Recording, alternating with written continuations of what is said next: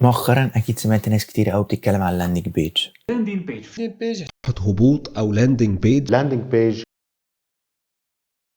ولكن ولا حد فيهم قال لك ازاي تعمل لاندنج بيج ناجحه تجيب لك ارقام ومبيعات على طول، وده اللي هنشوف مع بعض في فيديو النهارده. طيب وزي ما انتم شايفين قدامكم كده احنا هنستخدم نفس المنصه اللي انا شرحتها في الفيديو اللي فات. لو حبيت تتفرج على الفيديو هتلاقيه تحت في الديسكربشن او في الاي اللي تظهر لك هنا او هنا. طيب ليه انا بستخدم المنصه دي؟ اول حاجه منصه عربيه مصريه 100%، متوفر الدعم بالعربي يعني مش هتواجه مشكله في اللغه الانجليزيه. كمان المنصه متخصصه اكتر للناس المبتدئه اللي لسه بتجرب في مجال الاي-كوميرس ومجال التجاره الالكترونيه والافليت ماركتنج، اللي هي بمعنى ان هي بتسهل عليك اي حاجه صعبه ممكن الناس تلاقيها في اي مجال او في اي منصه تانية، لان هي متخصصه اكتر للمبتدئين. فبتلاقيها موفره لك كل الامكانيات اللي انت ممكن تفكر ان تستخدمها، وكمان ممكن ما تفكرش حتى ان تستخدمها باسهل الطرق وبارخص الاسعار. عشان كده انا بحب المنصه دي، وكمان بحب ان انا اتعامل معاها. غير كده بتوفر لك كل حاجه، يعني انت لاندنج بيج في منصات بتعمل بس لاندنج بيج، فبدل ما تروح تشتغل على كذا منصه هي بتوفر لك كل حاجه في مكان واحد. بمعنى ان انت ممكن يكون عندك الستور بتاعك، يكون عندك المنتجات، يكون عندك كل حاجه، ويكون عندك كمان اللاندنج بيج من نفس المكان، بدل ما تروح تستخدم منصات كتير وتدفع فلوس في حاجات كتير قوي وتوه في الاخر. هي بتوفر لك كل ده من مكان واحد بس. متخش دماغي كتير ويلا بينا على الفيديو. طيب اول حاجه كده عشان نعمل لاندنج بيج، اول حاجه لازم نعملها ان احنا نضيف المنتج بتاعنا في المتجر بتاعنا قبل ما نعمل لاندنج بيج. بمعنى لو انت مثلا رابط المتجر بتاعك بمنصه افيليت، هات المنتج بتاعك من منصه الافيليت وحطه في الستور بتاعك قبل ما تبدا تعمل لاندنج بيج. لو انت عندك منتج بتاعك انت متخصص بيك، انت اللي بتنتجه وانت اللي بتصنعه، برضه حطه في المنصه وحط كل الروابط بتاعته وحط كل التفاصيل، العنوان والوصف والديسكربشن والسي او والمقاسات مثلا والالوان وكل حاجه، ولو حطيت خصم حطه برده من صفحه المنتج. وبعد كده ابدا اعمل لاندنج بيج. طيب اعمل كل ده ازاي؟ بسيطه. كل اللي عليك تعمل ان انت بتيجي هنا على كل المنتجات، وبتيجي بنعمل هنا انشاء، وبتضيف المنتجات بتاعتك هنا. يعني لو منتج خاص بيك بتضيفه بالطريقه دي، لو منتج بالافيليت بسيطه بتيجي هنا على الافيليت وبتعمل اضافه. مثلا خلينا نجرب نضيف المنتج ده عامه، وتعمل تصدير جميع الالوان لمنصه ايزي اوردر، بيقول لك تعمل تصدير. لو جينا هنا بقى على كل المنتجات هنلاقي المنتج اتضاف بالشكل ده. طبعا انا بخش زي ما قلت لك تخش تعمل كل التعديلات هنا الاول. يعني بمعنى لو انت عايز تحط خصم، عايز تحط ديسكاونت، عايز تغير الاسم، عايز تغير الديسكريبشن الوصف، عايز تعمل اي حاجه، اي تعديلات هتعملها عدلها من الصفحه دي. تمام. طيب علشان نعمل لاندنج بيج في طريقتين، ولكن قبل ما نخش بقى على طريقه ازاي نعمل لاندنج بيج لازم نفهم يعني ايه لاندنج بيج. لاندنج بيج بالترجمه العربيه معناها صفحه هبوط. طيب يعني ايه صفحه هبوط دي؟ بتكون باختصار شديد كده هي صفحه متوفره او متخصصه لمنتج واحد بس. بمعنى انا لو عميل عايز اشتري منك حاجه ودخلت على البيج بتاعتك دي هلاقي بس المنتج ده، وهلاقي كل تفاصيله، كل الحاجات اللي موجوده في البيج دي، من اسم، من ديسكريبشن، من صور، من فيديوهات، من تعليقات، من ريفيوز، من كل حاجه هتكون ليها علاقه بالمنتج ده بس. وده باختصار شديد هي دي صفحه الهبوط. تمام. طيب حالات بقى استخدام صفحه الهبوط دي في حالات كتير قوي، ولكن اشهرهم بيكون الحالتين دول اللي احنا هنقولهم في الفيديو بتاع النهارده. اول حاله ان انت لو معكش مثلا، بيكون معكش تكلفه ان انت تعمل ستور وبعد كده بتعمل لاندنج بيج، فبتشتغل بس على لاندنج بيج. بتشوف منصه بتوفر لك اللاندنج بيج بس اللي هي صفحه الهبوط بس، وتقوم رابط بقى الدنيا كلها ببعضها، تحط المنتج وتحط كل المواصفات والصور، وتبدا تماركت او تعمل ادز او اعلانات لصفحه الهبوط دي. تاني حاجه او تاني حاله ممكن تستخدم فيها اللاندنج بيج هي ان انت عايز تشتغل على منتج واحد. بمعنى ان انت عندك ستور كبير قوي، ولكن انت عايز تشتغل على منتج واحد بس، او تركز على منتج واحد. فبتعمل صفحه اللاندنج بيج وبتضيف فيها كل البيانات وكل الحاجات المختصه بالمنتج اللي انت عايز تشتغل عليه، وبتبدا تعمل بقى اعلانات وحملات اعلانيه على اللاندنج بيج ده عشان تشتغل على المنتج ده بس. والحاله الثالثه والاخيره هي ان انت عايز تشتغل على منتج واحد بس. يعني بمعنى انت عايز تبدا في المجال الافليت ماركتنج تجرب على منتج واحد، فبتعمل ايه؟ بتشوف منصه بتوفر لك اللاندنج بيج وبتربط المنتج ده وبتشتغل عليه وبتعمل اعلاناتك وبتشوف هل هينجح معاك ولا لا. وده باختصار شديد كده اشهر الحالات اللي بتستخدم فيهم اللاندنج بيج. طيب نرجع بقى للشرح بتاعنا. زي ما احنا قلنا ان احنا عشان قبل ما نبدا نعمل لاندنج بيج لازم نضيف المنتج ونعمل كل التعديلات اللي المفروض نعملها قبل ما نبدا نعمل لاندنج بيج. طيب عشان نعمل لاندنج بيج في طريقتين: طريقه احترافيه فيها اشكال كتير وفيها يعني زي ما نقول اعدادات كتير ومثلا مميزات كتير، وفي طريقه تانية صغيرة كده على قد كده، ولكن احنا هنستخدم الطريقة التانية، بس هوريك برضو الطريقة الأولى ايه هي. طيب أول طريقة عشان نعمل لاندنج بيج هي من صفحة المنتج ذات نفسه. بمعنى أنا لو دخلت على المنتج ده، خلينا نرجع كده من الأول، ودخلت على المنتج ده عايز أعمل لاندنج بيج للمنتج ده، كل اللي عليا أعمله أنا بعمل تعديل، وباجي هنا تالت حاجة هتلاقي عمل لاندنج بيج احترافية للمنتج. طيب علشان بقى نعمل صفحة الهبوط، بعد ما جينا للقسم ده بيظهر لك اول اعدادات كده. اول اعداد بيقول لك ظهور المنتج كصفحه هبوط منفصله، يعني مش هتلاقي المنتج ظاهر في الستور بتاعك ولا عايزه يظهر في صفحه المنتج ذات نفسها. انت بتختار وبتشوف الفرق طبعا على حسب التجربه. طيب طبعا منصه ايزي اوردر بتوفر ليك بعض النماذج الجاهزه لللاندنج بيج، يعني انت مش محتاج تصمم لاندنج بيج من الاول. فطبعا ده برضو من المميزات اللي بتعملها ايزي اوردر وبتحببني في ايزي اوردر. كل اللي عليك تعمله انت بتعمل هنا، تيجي هنا على استيراد صفحه هبوط جاهزه، وبتشوف هنا صفحات الهبوط الكتيرة أوي. في صفحات هبوط كتيرة أوي متوفرة في المنصة. انت بتاخد اللفة بتاعتك، بتشوف الصفحة الأقرب للمنتج بتاعك. مثلا لو بتعمل كوتشيات مثلا شوز وحاجات من دي، بتلاقي من الناحية التانية في الطريقة التانية بتلاقي صفحات هبوط أو نماذج متوفرة للكوتشيات والشوز. طيب فطبعا دي أول طريقة. كل اللي عليك تعمل، عايز مثلا تشوف الصفحة دي قبل ما تعمل مثلا استيراد ليها، بتعمل مشاهدة وبتشوف والله صفحة عجباني تمام، اقدر اشتغل عليها، مش عارف ايه، متوفرة، هتمشي كويس مع المنتج بتاعي، بقول تمام. وبعد كده بقفلها من هنا وبقول استيراد. بعد ما اعمل استيراد زي ما انت شايف كده بتظهر لينا تحت هنا، وبتبدأ بقى تعدل عليها. عايز تشوف فوات الشاشة الكاملة عشان تشوف البيتش ذات نفسها، من هنا يا باشا وبتبدأ تعدل عليها. طبعا دي الطريقة البدائية. تمام. خلينا نرجع بقى على الطريقة الاحترافية، وهي الفانلز. زي ما انت شايف كده لو نزلنا تحت على الجنب كده على اليمين هتلاقي في حاجه اسمها فانلز. طبعا معناها قمع بالعربي، ولكن مش معناها بالفعلي القمع اللي هو بتاع الميه اللي بتنزله مثلا او بتستخدمه عشان نصفي السوائل والحاجات دي. القمع في الماركتينج عباره عن الرحله بتاعه العميل. تمام. ان هو بيبدا من فوق، احنا طبعا شرحنا في الكورس بتاعنا، فبيبدا من فوق ان هو بيعرف عنك، بعدين يهتم، بعدين يبدا ان هو عايز يشتري المنتج بتاعك لحد ما يوصل لاخر حاجه اللي هي طرف القمع الضيق خالص، لان بيكون عدد قليل اللي بيوصل ليه ان هو يشتري المنتج بتاعك. تمام. طيب عشان نعمل بقى يا باشا لاندنج بيج زي ما انت شايف كده، انا اصلا بالفعل عامل لاندنج بيج هنا. لو عايز نشوفها خلينا نشوف كده، نعمل مشاهده ونفتحها كده. زي ما انت شايف كده دي لاندنج بيج، طبعا بيكون احترافيه وبتظهر بشكل كويس، بتظهر المنتج بتاعك كمان بشكل كويس. فزي ما انت شايف بيكون عباره عن صفحه بس متخصصه بمنتج واحد. يعني زي ما تشوف من اول ما دخلت الكوتش ديور، هنزل تحت مقاسات الكوتش ديور، الوان الكوتش ديور، مواصفات الكوتش ديور، ضمان 30 يوم مثلا على الكوتش ديور. هنا حاجات عشان تشجع العميل وتخلي العميل عنده ثقه ان هو يشتري. هنا صور تانية للديور طبعا مع التفاصيل. هنا صور على الطبيعة. هنا بعض الريفيوز وبعض الآراء الناس اللي اشترت مننا قبل كده. تمام. طيب دي باختصار بيكون اللاندنج بيج. خلينا نرجع بقى عشان نعمل احنا لاندنج بيج جديدة. طيب كل عليك تعمل انت بتيجي تعمل هنا انشاء. في طبعا الذكاء الاصطناعي. ايه هو الذكاء الاصطناعي؟ ان انت بتخلي الذكاء الاصطناعي هو اللي ينشئ لك البيج بتاعتك او اللاندنج بيج، ولكن خلينا في المانوالي دلوقتي، وفي الاخر هبشرح لك الذكاء الاصطناعي. اعمل انشاء مانوال تمام يدوي. وبعد كده زي ما انت شايف كده في هنا بقى امثله ونماذج اكتر من الطريقه الاولى اللي انا وريتها لك، وكمان هنا في باللغتين، اللغه الانجليزيه واللغه العربيه. فده بيسهل عليك برضو ان انت لو مثلا بتشتغل بحاجه هاي كواليتي، حاجه مثلا هاي كلاس، ممكن تلاقي برضو ليها هنا بالعربي وبالانجليزي. فاهم؟ انت لو احتاجت اللغه الانجليزيه هتلاقيها، احتاجت اللغه العربيه هتلاقيها برضو متوفره معاك. فزي ما انت شايف كده في امثله كتير قوي زي ما انت شايف كده على عكس الطريقه الاولى، وفي كل نموذج موجود باللغه العربيه والانجليزيه.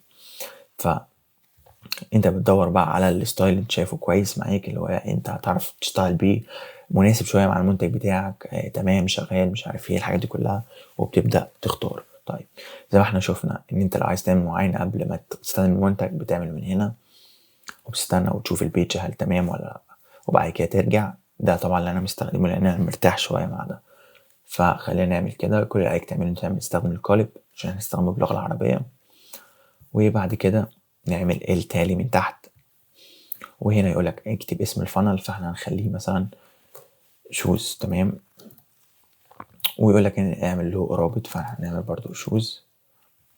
وبيقول لك من هنا اختار المنتج. عشان كده قلت لك حط المنتج في المتجر بتاعك الاول او في الستور بتاعك قبل ما تيجي تعمل اللاندنج بيج. فطبعا انت بتكون عارف اسم المنتج، فهنختار المنتج ده اللي هو اسمه السوش. تمام. وبعد كده بنعمل انشاء الفانل، نستنى شويه وزي ما انت شايف كده بيفتح لنا اللاندنج بيج على طول. بنبدا بقى ان احنا نحط الصور ونعدل كل البيانات اللي موجوده في اللاندنج بيج. طبعا مش عايزك تقلق، مفيش حاجه صعبه وانا اشرح لك كل حاجه وازاي تعدل على اللاندنج بيج من الاول لحد الاخر. تمام.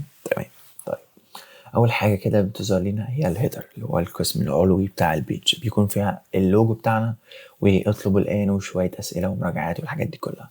طبعا انت اللوجو بتعوز تغيره، فكل اللي عليك تعمله خلينا نحذف ده مثلا لو هو مش اسم. يعني انت لو اللوجو بتاعك اسم خليك في ده وامسح التانية. لو اللوجو بتاعك مش اسم احذف دي وتعال على الايمج، ومن هنا بيظهر لك على الجنبين على الشمال كل الاعدادات المتخصصه بالجزء اللي انت لمسته في اللاندنج بيج. فانا عايز اختار اللوجو بتاعي. كل اللي عليك تعمله انت بتيجي هنا تعمل ابلود ايمج وبتختار اللوجو بتاعك. طبعا هحط اللوجو بتاعي وارجع لكم. طيب وبعد ما نختار اللوجو زي ما انت شايف كده بيظهر لك هنا على الجنب، وبعد ما بيظهر لك على الجنب على طول بيظهر لك هناك. ولكن زي ما انت شايف كده الحجم بتاعه صغير. طيب عشان اعمل حجم او اكبر الحجم اعمل ايه؟ بسيط. تعالى هنا على ستايل وانزل تحت لحد كلمة سايز، ومن هنا تبدأ بقى تكبر العرض والطول. خلينا مثلا نخليها 50 او خلينا نكبر نخليها 100 على طول.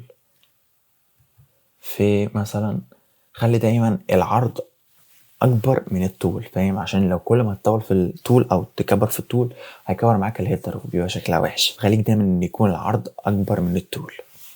نخليها مثلا 50 او 70. ومن هنا طبعا خليك هنا تقدر تزود برضو تخليها 110، ومن هنا 110. وبتشوف بقى عامة الحجم، بتفضل تلعب في الحجم من هنا لحد ما يظهر لك الحجم اللي انت راضي عنه وشايف ان هو شكله كويس. طبعا دي اول خطوة معانا هي خطوة اللوجو. تاني خطوة معانا لو انت عايز تعدل مثلا على الاسماء دي كل اللي عليك تعمل انت بتضغط ضغطتين وبيظهر لك تعديل انك تكتب الحاجة اللي انت عايزها. عايز تعدل مثلا على اطلب الان دي وعايز تخليها اشتري الان مثلا، بسيطة. كل اللي عليك تضغط عليها ضغطتين كده وبتعمل اشتري الان. تمام. نخش بقى دلوقتي على تاني خطوة معانا وهي البادي بتاع مثلا اللاندنج بيج او الجسم ذات نفسه بتاع اللاندنج بيج. اول حاجه زي ما احنا شايفينها كده ان احنا عندنا صوره للمنتج، لان احنا زي ما احنا قلنا ان الصفحه بتكون متخصصه بمنتج معين. فطبعا اول حاجه لازم انا اشوفها لما اخش صوره المنتج ده. فكل اللي عليك تعمله انت تختار صوره المنتج من هنا زي ما انت شايف كده، وبترجع تاني على كلمه كونتنت. فاهم؟ كلمه كونتنت ده اللي بيكون فيها الحاجات الرئيسيه اللي انت ممكن تغيرها للجزء اللي انت لمسته في اللاندنج بيج. فزي ما احنا اتعودنا ان احنا نعمل ابلود ايمج ونيجي هنا نختار الصورة بتاعت المنتج بتاعنا. طبعا يفضل ان الصورة كل PNG. طيب لو عايز انا اخليها PNG بقى اعمل ايه؟ كل اللي عليك تعمله انت تيجي هنا تفتح تصفح جديد وتعمل remove background، وبتخش على اي نتيجة هتظهر لك هتوديك لنفس النتيجة، وتستنى وبعدين تعمل ابلود ايمج ونعمل اوبن ونستنى شوية. طيب وبعد ما نستنى شوية زي ما انت شايف كده شلك الخلفية، بنعمل هنا داونلود وبنعمل داونلود ونرجع بقى للايزي اوردر بتاعنا ونعمل من هنا من جديد. وزي ما انتم شايفين دلوقتي ظهرت لنا من الخلفيه، اعتقد شكلها احسن دلوقتي.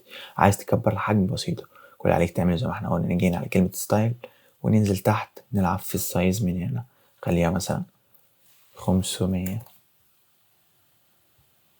في 500، ومن هنا نخليها 200،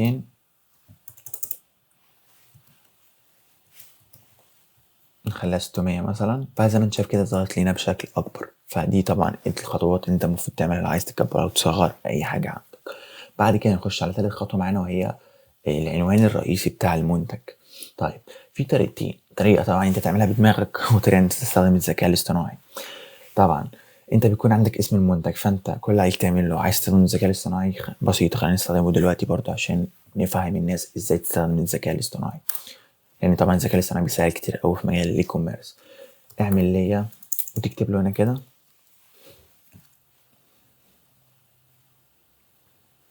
وزي ما انت شايف كده بعد ما تكتب له بقى الحاجه اللي انت عايزها بيبدا بالفعل يعمل لك شويه نماذج. ولو انت عايز مثلا ما عجبكش او نموذج كله غير واعمل نموذج تاني باللغه مثلا المصريه.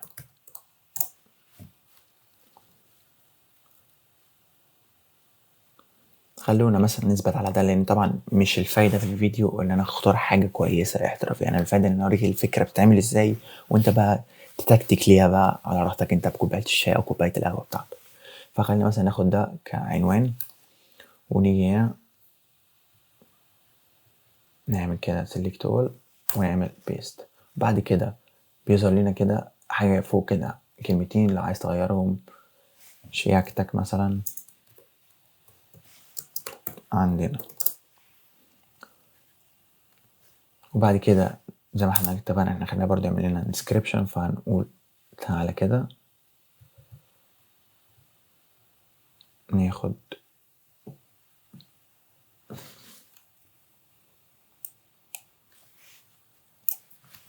الديسكريبشن ده من هنا ونرجع هنا ونعمل بيست. ومن هنا طبعا عايزين نغيرها نفس الطريقه اللي احنا عملناها فوق، وزي ما انت شايف كده غيرنا العنوان والديسكريبشن بتاع المنتج. ننزل تحت طبعا من تلقائيا هيظهر لنا الصور اللي احنا حاطينها هناك، فعشان كده قلت لك اي حاجه لازم تعملها لازم ترجع ليها من المنتج الاساسي اللي هناك. وطبعا هنا اسم الكوتش خلينا نغيره برضو تاني، ناخد مثلا نفس الاسم اللي كان هناك ونيجي هنا ناخد الديسكريبشن ده ونرجع تاني هنا نعمل بيست. وطبعا هنا برضه هيظهر نفس الحاجة تلقائيا مع السعر او الديسكاونت اللي انت عملته في المنتج الاساسي. وبعد كده ننزل تحت هنا مواصفات. طبعا احنا الحاجات دي انت عايز تستخدمها عادي، مش عايز تستخدمها ممكن تحذفها، مفيش اي مشكلة من هنا، لان طبعا مش دي بتكون متخصصة اكتر بالاحذية الرياضية، ولكن انا الحذاء بتاعي مش رياضي فممكن نشيلها. وطبعا الضمان لازم تسيبه، الشحن لازم تسيبه، سلسلة الرجاع لازم تسيبها، لان الحاجات دي كلها بتخلي العميل عنده ثقة وكمان بتحسن جودة اللاندنج بيج بتاعتك. طيب هنستخدم نفس المواصفات اللي احنا عملناها هنا، مثلا ناخدها ونحطها هنا. طبعا انت عايز تحط مواصفات تانية مفيش اي مشكلة يعني عادي، دي بتكون على راحتك انت واختيارك انت وعلى حسب المنتج بتاعك. ونيجي من هنا مثلا نعمل كده عشان نكبر المساحة شوية.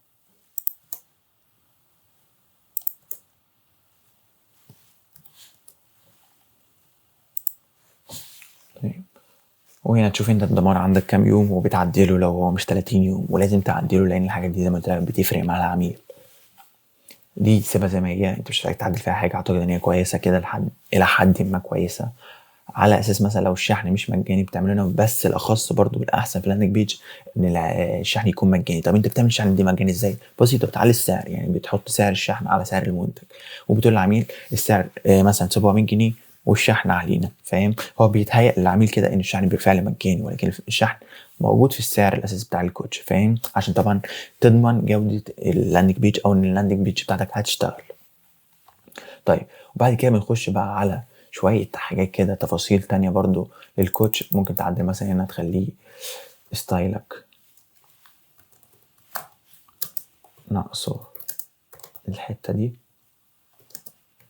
طبعا اللغة بتفرق، يعني انت لو بتتكلم مع فئة شعبية هتتكلم طبعا باللغة دي عشان انت عايز المنتج بتاعك يروح للفئة الشعبية. عايز هاي كلاس تستخدم طبعا اللغة المصرية الأصيلة، مش عارف ايه الحاجات دي كلها، فاهم؟ فطبعا الحاجات دي كلها بتفرق في اللاندنج بيج. وبعد كده ننزل تاني بقى على الصور دي، ممكن نغيرها من هنا، نضغط عليها ونيجي على كلمة كونتنت ومن هنا نعمل ابلود وتضيف بقى بعض الصور للمنتج بتاعك. خلينا مثلا نضيف الصورة دي، هنسيب الحاجات دي زي ما هي، ولكن انت خلاص عرفت ازاي تعدلها. وبعد كده الصورة دي برضو تمام. خلينا كده عشان احنا مش هناخد الفيديو كله ان احنا نعمل البيج دي، انا بس بفهمك الفكرة. بعد بقى يا باشا ما تعمل كل ده بيظهر معاك هنا الجزء ده. طبعا الجزء ده مهم ليه؟ لان انت بتحط فيه حاجه على الطبيعه، فيديو على الطبيعه، العميل اول ما يشوفه يثق اكتر في المنتج، ودي طبعا اللي بتفرق في اللاندنج بيج. فانت ممكن هنا تكتب له مثلا فيديو على الطبيعه علشانك. طيب علشان تضيف فيديو في اللاندنج بيج في طرق كتيره قوي، لان انت مش هتقدر تضيف فيديو على طول دايركت زي ما احنا بنعمل مع الصور اللي احنا بنحطها فوق. فاول طريقه ان انت تحط الفيديو بتاعك على اليوتيوب عادي وتاخد اللينك بتاعه وتحطه هنا، تعمله مثلا برايفت وتحطه هنا. تاني طريقه في موقع اعتقد اللي هو فيميو تقريبا. فانت كل عليك انت بتيجي هنا وبتكتب كلمه فيميو، ما اعرفش الاسم انا بنطق الاسم صح ولا لا، تمام. وبتيجي عليها من هنا وبتخش عليها وبتعمل ليك اكونت من هنا طبعا انا عامل اكونت ودافع بالفعل فيديوهات، فخلينا ناخد فيديو من دول. فانت بترفعه من هنا، بتعمل ابلود وبترفعه، وبتيجي من هنا تاخد اللينك بتاعه كوبي لينك. تمام. وبعد كده ترجع هنا للايز اوردر بتاعك، وخلينا مثلا نحذف ده. يعني خلينا لو عاوزنا نضيف عنصر جديد برضه عشان ما شرحناش الحته دي، تيجي من هنا وتعمل اد اليمنت، لان انت في اي حته بتلاقي علامه الزائد بتظهر لك. فانت بتعمل كده اد، ومن هنا في خيارات كتيره قوي ممكن تستخدمها، سواء هيدنج، سواء ايمج، سواء مثلا خط عشان يفصل، سواء حاجه يكتب فيها باراجراف مثلا، شرح اي حاجه، فيديو. ولكن الفيديو زي ما قلت لك مش شغال.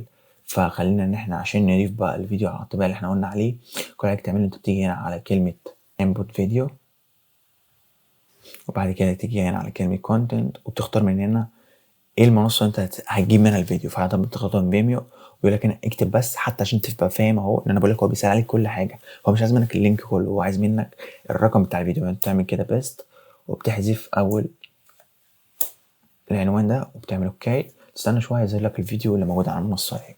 فكده انت بكل سهوله ضفت فيديو على الطبيعه لللاندنج بيج بتاعتك او للمنتج بتاعك، عشان برضه تزيد الثقه عند العميل. تمام. فهمنا الحته دي. بعد كده الحاجات دي اعتقد ان هي يعني مش هتضايقك، كويسه، سيبها زي ما هي، ما تلعبش فيها. بعد كده بتشوف هنا المراجعات. طبعا المراجعات اغلبيتها ما بيكونش حقيقه، بيكون فيك، يعني بيكون انت اللي بتضيفها. فانت بتضيف شويه مراجعات من دي عشان برضو تزيد الثقه عند العميل. فبتقدر بقى ان انت تعدل على المنتجات دي، تعدل على الريفيوز، تعدل عليها، تضيف مثلا صور للمنتج. طبعا بقى في قسم التعليقات ده، لو انت عندك تعليقات حقيقيه بالفعل، عميل اشترى منك قبل كده وبعت لك مثلا الصوره على الطبيعه وان المنتج عجبه، ضيفها. ده اكتر بيحسن التجربه اكتر، وبيحسن الثقه، وبيعلي الثقه اكتر بكتير قوي من الحاجات اللي احنا بنحطها بايدينا. فطبعا انت لازم تبقى عارف ان اللاندنج بيج بتكون معموله عشان تعدل فيها في اي حاجه موجوده في اللاندنج بيج هتقدر تعدل عليها. فهنا ممكن تعدل على القسم ذات نفسه، فاهم؟ من تحت انت تقدر تعدل عليه، من هنا تقدر تعدل عليه كام نجمه. كل الحاجات دي انت تقدر تعدل عليها. الصوره ذات نفسها لو ضغطت عليها هتظهر لك هنا، وتقدر تعدل عليها من هنا. عايز تشيل القسم ده اصلا، مش عايز تشيله، مفيش مشكله. هنا بيكون في قسم الاسئله المتكرره. في عندك اسئله متكرره مثلا ناس كتير بتسالها لك، ممكن تضيفها هنا بحيث ان العميل ضغط عليها يظهر له الاجابه تحت. عايز تشيل القسم ده لان مش متوفر في المنتج بتاعك، او المنتج بتاعك مش محتاجه، بسيطه. كل حاجه تعمل هنا وتقوم عامل ديليت، هيقوم شايلك المنتج خالص او القسم ده من اللاندنج بيج بتاعتك خالص. بعد كده بنخش على الفوتر، او اللي هو اخر جزء في اللاندنج بيج. طبعا زي ما انت شايف كده اللوجو بتاعنا ما اعتقدش ان احنا محتاجينه، لان ما بيكونش مركز اكتر على اللاندنج بيج اللوجو. ومن هنا تشوف بقى سياسه الشحن، سياسه الخصوصيه، شروط الاستخدام، شروط الاسترجاع. طيب الحاجات دي بتيجي منين؟ يعني لو ضغطت عليها كده مفيش حاجه.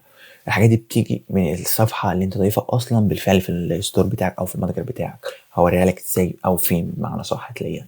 فطبعا انت ما بتعملش حاجه غير ان انت لو حبيت تعدل عليها بتعدل عليها، ولكن كده هو بيعمل ربط على طول بالصفحه اللي موجوده بالفعل في الستور بتاعك، وبيجيبها لك هنا بحيث لو عمل ضغط عليها تفتح له الصفحه دي.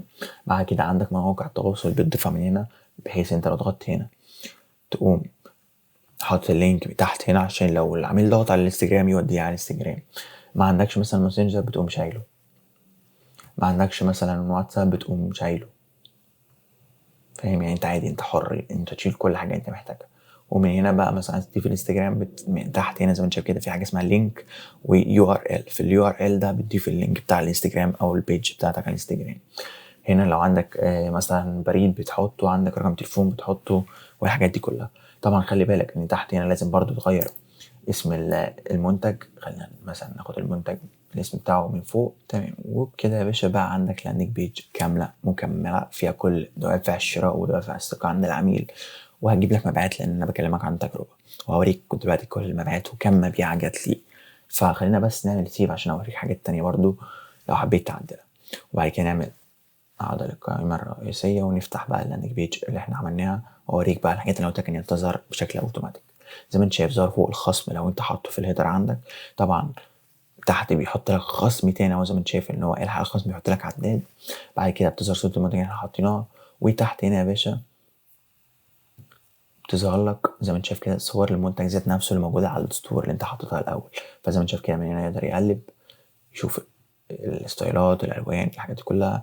بيظهر لك هنا المقاسات بشكل اوتوماتيك، بحيث من المقاسات اللي انت هتضيفها هناك بيضيف لك الخصم. لو انت مثلا حاطط خصم، يعني انت لو حاطط خصم زي ما قلت لك كان بالاول ب 900 ودلوقتي ب 600، بيظهر لك هنا الخصم قد ايه بشكل اوتوماتيك. تحت هنا بيظهر لك صفحه ان انت تدخل البيانات بشكل اوتوماتيك. بيضيف لك هنا ان تكفيز الشحن مجاني لو انت مفعلها بشكل اوتوماتيك. بيضيف لك هنا اول مبلغ، بيضيف لك لو انت عندك كوبون والحاجات دي كلها. فزي ما انت شايف كده دي صفحه الوجود بشكل احترافي. في الفيديو كمان ان احنا عملنا كده، احنا نسينا نفعله. خلينا نرجع عشان اوريك ازاي تفعل الفيديو. نرجع على تعديل ونيجي على الفيديو بتاعنا. طبعا بتقول له هنا اوتو بلاي ان هو يشتغل، وخليه لوب، ولكن خليه ميوت ان انت هتخليه من غير الميوزك بتاعته او الاغنيه بتاعته. وبعد كده نعمل سيف تاني ونرجع للاندنج بيج، نعمل ريفرش وننزل الفيديو، نستنى يحمل طبعا لان هي عشان سرعه النت عندنا بعافيه شويه. طيب وزي ما انت شايف كده الفيديو بدأ يشتغل ويتحرك اهو. فاحنا شغلنا الفيديو. طبعا تقدر تضيف اكتر من فيديو، تقدر تضيف اكتر من صور، تقدر تضيف كل اللي انت عايزه. عشان نضيف بقى element جديد اوريلك بالتفصيل، ممكن تيجي هنا ونضيف، عايز مثلا تضيف خط يفصل بين القسم اللي فوق واللي تحت، بتضيفه من هنا زي ما انت شايف كده بيظهر. عايز انا يا باشا اضيف مثلا خلينا نقول عايز اضيف جزء جديد في البيج. لو جيت هنا كده في جزئيات جديده، اجزاء جديده كده ممكن تضيفها وتستعملها. مثلا زي انت عايز تضيف صور للمنتج مثلا، ممكن تعمل كده وتقول يا باشا ضيفها لي، هيظهر لك هنا. عايز انت تنقله، كل اللي عليك تعمله ممكن تيجي تضغط من هنا كده وتبدا تتحرك من هنا، او تاخده من دي هنا، او تاخده من علامه اللي فيها 4 اسهم دي وتطلع يا باشا بيها لفوق.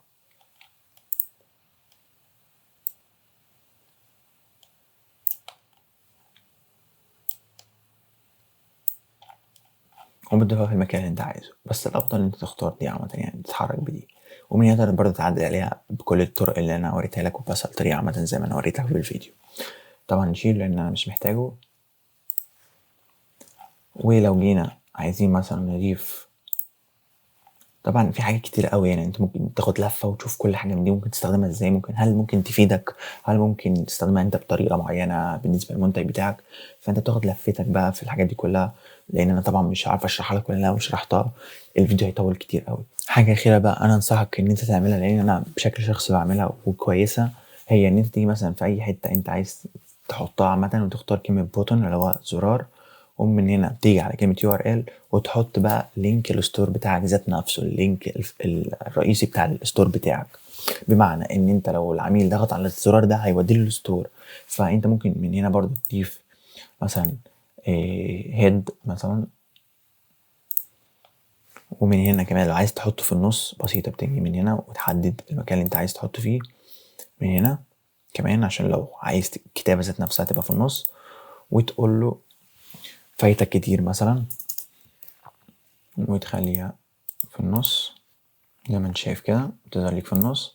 عايز تعدل يا باشا مثلا الخط مش عاجبك، بسيطة بتيجي من هنا وتفونت فاميلي، وتبدأ تشوف الخط اللي ماشي معاك وانت حابه مثلا زي ده مثلا. فانت بتشوف الخط اللي انت مرتاح ليه. من هنا ممكن تكبر حجم الخط وتصغره زي ما انت شايف كده. من هنا ممكن تخليه عريض، خفيف، رفيع، تقيل، كل الحاجات دي تقدر تعملها من الصفحة دي. وبعد كده برضو خلينا نخلي البوتون بتاعنا في النص تمام، وهيظهر معاك بالشكل ده. هنعمل سيف بقى ونشوف التعديلات الأخيرة اللي احنا عملناها دي. نيجي من هنا ونعمل ريفرش، وزي ما انتم شايفين ظهرت معانا كل التعديلات اللي احنا عملناها. زي ما انت شايف كده يظهر لينا تحت هنا الحاجة الأخيرة احنا ضفناها، اللي هو فايتك كتير الحق، اضغط من هنا هيقوم محوله على الستور ذات نفسه. فده عشان برضو تقول للعميل روح خد لك لفه جايز في حاجه تانية تعجبك. وده تعمله في حاله ان انت لو عندك ستور كبير وشغال على منتج معين، فلو عايز العميل يرجع مثلا يشوف ايه الدنيا ممكن حاجه تانية تعجبه، ممكن تضيف الميزه دي علشان ما تخسرش العميل، تخليه يروح على الستور بتاعك جايز حاجه تانية تعجبه. وبس كده يا سيدي، فيديو النهارده يكون خلص. كل اللينكات اللي انا استخدمتها في الفيديو بتاع النهارده هتلاقيها تحت في الديسكربشن. لو عايز تتعامل معايا او تتعامل معايا وتشتري الخدمات اللي انا بقدمها علشان تقدر تحسن من جوده الستور بتاعك، وكمان تعمل مبيعات زي اللي انت شايفها قدامك دي في اقل من شهر، هتلاقي لينك الموقع بتاعي تحت في الديسكربشن. شوف الاسعار والخدمات اللي انا بقدمها. سبحان الله وبحمده، سبحان الله العظيم. واشوفكم الفيديو الجاي. سلام.